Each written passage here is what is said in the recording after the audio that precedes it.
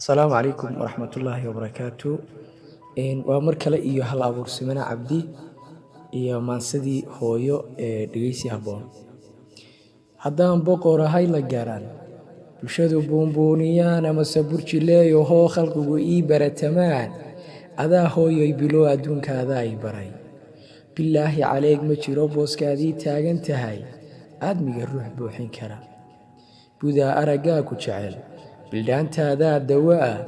ka shaydaad baana taa buseelkaad iga tirtaa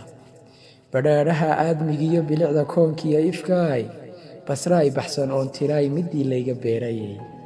baxnaansha barbaariyay hoyoy baahi iga jiraay baruurta jidhkeeda iyo midii bartankeeda wacan boqorkuu igu umayay 9 bilood midii biiya baadka ii nacdaay boodboodka ciyaarta iyo maxaan kugu birin birqeeyey beerkaagu intuu dareemay buraan burtayood balweysay dartay bataraad ciyaartay markuu buuxsamay sidkaagu ee aad baxaraarka foosha ilmadu kaa bulululaysay waxaad baaxaad degtaba markaan bidixdaada hooyo anoo booyi soo fadhiistay intaad soo boodday maamo boogtaadii maxaad ilowday bogaaga intaadii saartay maxaad hooyo igu bishaartay durtaba boqor iigu yeedhay bildhaanba aanoon lahayn midii i barbaarisaay habeenkoo badhkiiba tegay midii ii baraarugtaay bogeeda midaan galee barada iiga yeeshaye anoon biyo qaadan karin baadkana aan cuni karayn midii i baxnaanisaay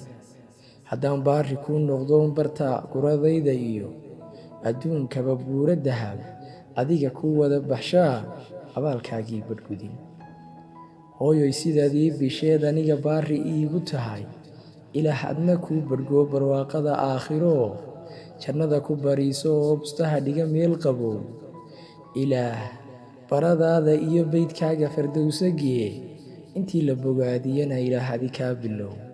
cadceeddii soo baxdana bishaara alloo ku siiyo aamiin.